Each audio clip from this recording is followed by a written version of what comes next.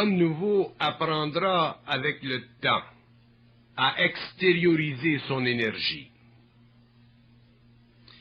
Il apprendra à transformer l'énergie créative de son mental en une énergie qui lui sert sur le plan matériel. Il apprendra à conserver son énergie afin de la rendre créative. Ce n'est pas facile dans les conditions actuelles de comprendre que l'homme doit conserver son énergie si il doit un jour la rendre créative. Parce que l'homme ne réalise pas jusqu'à quel point il dilapide cette énergie, jusqu'à quel point elle lui est enlevée, soutirée, par toutes sortes de moyens, toutes sortes de forces, toutes sortes de formes à l'extérieur de lui-même. L'homme est un être qui a beaucoup de difficultés à se rendre compte qu'il est constamment exploité sur le plan énergétique, sur le plan de la forme. Il a beaucoup de difficultés à réaliser que la vie matérielle telle qu'elle est aujourd'hui organisée est de plus en plus engagée à lui soutirer son énergie, à éteindre en lui l'intelligence créative de cette énergie et à superimposer des couches d'énergie qui n'ont rien de mental, mais plutôt qui sont totalement d'ordre inférieur. Il n'est pas irraisonnable que l'homme aujourd'hui se sente totalement dépourvu vis-à-vis lui-même et incapable de prendre la vie par les cornes, c'est-à-dire d'imposer dans sa vie sa volonté et son intelligence. Nous sommes, les hommes de la Terre, des êtres énergétiques, c'est-à-dire que tous nos principes sont fondés sur une organisation de l'énergie à un niveau ou à un autre. Mais nous avons de la difficulté à réaliser que tant que nous sommes sur le plan matériel, nous sommes obligés d'apprendre à concentrer cette énergie de plus en plus afin qu'elle soit utilisée sous le contrôle de notre volonté, au lieu que nous soyons obligés de l'utiliser malgré nous-mêmes pour balancer simplement les plans inférieurs de notre conscience, c'est-à-dire notre astralité. L'homme doit apprendre à extérioriser son énergie dans un sens particulier du terme. Il doit réaliser que l'extériorisation de son énergie n'est pas un phénomène égoïque, mais plutôt un phénomène créatif à travers l'ego. L'extériorisation de l'énergie chez l'homme est la balance même de son taux vibratoire.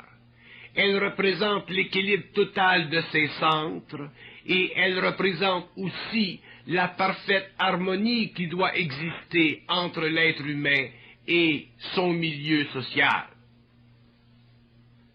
L'extériorisation de l'énergie veut dire que l'homme doit être capable à un certain moment de sa vie de sentir qu'il pulse en lui quelque chose et que ce quelque chose va vers le monde pour nourrir le monde, pour faire grandir le monde.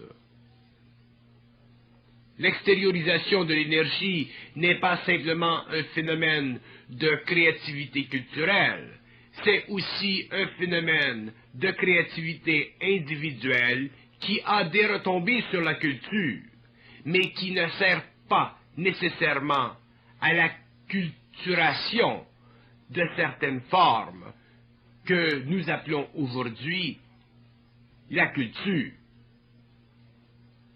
Lorsque nous parlons de culture consciente, lorsque nous parlons de manifestation de l'homme dans le monde, nous parlons de créativité permettant à l'être humain conscient de créer autour de lui, dans son environnement, des formes conscientes d'énergie qui permettront éventuellement à la société de l'homme d'évoluer, de grandir et de s'ennoblir sur le plan de la vie matérielle.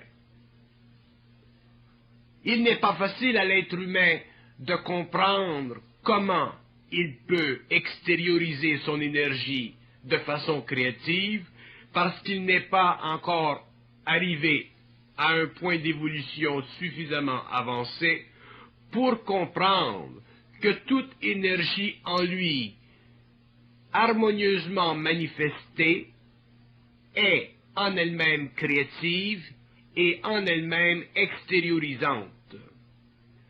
L'homme a beaucoup de peine à se réaliser. Il a beaucoup de peine à se sentir et il doit éventuellement pouvoir se sentir et se réaliser. Sinon, sa vie ne vaut pas la peine d'être vécue. Elle n'est simplement que l'expression d'une conscience expérimentale qui n'est pas sous son contrôle, mais sous le contrôle de forces en lui qui ne sont pas bien ajustées et qui ne sont pas à la hauteur de sa capacité. L'extériorisation de la conscience humaine fait partie du pouvoir de l'homme. L'extériorisation de son énergie fait partie du pouvoir de l'homme dans le monde. Et l'extériorisation de cette même énergie coïncide et devra coïncider dans le temps et dans les générations à venir avec le contrôle total de l'homme, par l'homme, pour l'homme. Pour que l'être humain puisse extérioriser son énergie, il faut qu'il se crée en lui, au cours de son évolution, un calme profond, c'est-à-dire une fondation nouvelle, c'est-à-dire une capacité de ne pas être égoïque dans sa conscience. Quand je dis égoïque, je veux dire égocentrique. Il faut que l'homme puisse être suffisamment lucide pour pouvoir à la fois manifester l'énergie qui est en lui et à la fois ne pas être contrôlé par elle. Il est impossible à l'homme de manifester créativement son énergie interne s'il n'est pas capable à la fois de la sentir et à la fois de la contrôler. Ceci est très difficile à définir avec des mots, parce que les mots sont impuissants à raconter l'histoire interne de l'homme. Les mots sont impuissants à raconter la nature psychique de l'homme. Ils sont impuissants à décrire comment l'homme fonctionne réellement.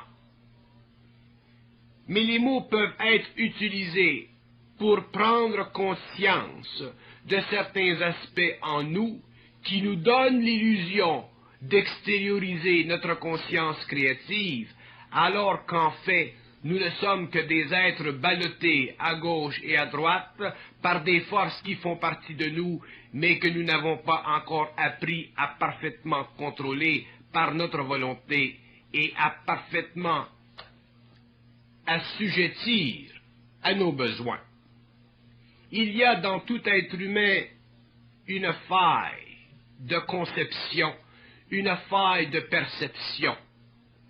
Et cette faille relève du fait que dans le passé de l'humanité, l'homme n'avait jamais été donné les clés essentielles et nécessaires à la survie réelle sur une planète qui contenait de plus en plus d'égrégores, c'est-à-dire de forces de basse vibration utilisées contre lui et amené au cours des siècles à éventuellement totalement contrôler le domaine personnel de sa psychologie, afin d'éteindre en lui sa créativité pure, sa capacité créative autonome et le pouvoir créatif d'engendrer sur la Terre des formes en fonction de son taux vibratoire et non plus en fonction de sa mémoire dite créative. La conscience de l'homme, ce n'est pas ce que nous croyons. La conscience de l'homme, ce n'est pas ce que nous croyons. Si nous le répétons, c'est pour faire comprendre à l'homme qu'il n'est pas dans la vie ce qu'il doit être. C'est pour faire comprendre à l'être humain que la disposition qu'il prend vis-à-vis lui-même est une fausse disposition, qu'elle est une disposition fondée non pas sur son énergie en puissance créative, mais sur des attitudes psychologiques fonctionnant en relation avec ses émotions et son mental, c'est-à-dire en fonction d'un ego plus ou moins assujetti, plus ou moins insécure, plus ou moins irréel.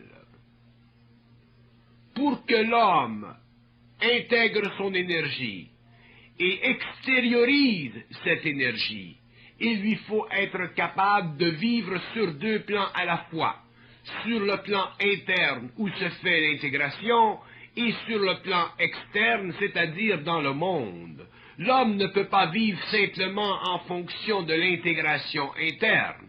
Il ne peut pas vivre simplement en fonction de l'intériorité de sa conscience. Il doit vivre aussi en fonction de l'extériorité de sa conscience. Et tant que l'homme conscient ou nouveau n'aura pas compris ceci, il sera un être en initiation, il sera un être qui n'aura pas encore totalement parvenu à la réalisation suprême et absolue de la conscience humaine sur la Terre, celle de se détacher des forces et du pouvoir des forces cosmiques en lui, afin de rendre dans le monde et dans la matière ce pouvoir. Ce qui empêche l'être humain d'extérioriser son énergie, c'est le doute qu'il a de son pouvoir créatif.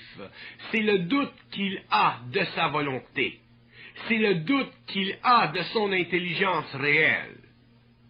Et ce n'est que la souffrance et la permanence de la souffrance qui amène l'homme éventuellement à réaliser l'illusion de son doute et à le plonger inévitablement et inexorablement dans le profond puits de sa conscience, d'où il peut soutirer les forces, les énergies nécessaires, afin de récupérer en lui les forces de vie et afin de projeter dans le monde ces mêmes forces de vie. L'être humain est un être parfaitement composé, mais imparfaitement organisé. Il n'y a absolument rien dans l'être humain, tant sur le plan de la volonté, tant sur le plan du mental, qui ne puisse être ajusté à une vibration supérieure, qui ne puisse être amené à un taux vibratoire supérieur. Tout ce qui empêche l'homme d'être ce qu'il est en potentiel, c'est la faiblesse de sa psychologie, c'est la faiblesse de ses émotions et de sa mentalité. Autrement dit, c'est la totalité des voiles qui composent sa psychologie humaine et qui l'empêchent de projeter dans le monde cette énergie dont il est fait, dont il est composé et avec laquelle il a composé spirituellement pendant des siècles et avec laquelle il a été amené au bas-fond de l'existence à la fin du XXe siècle.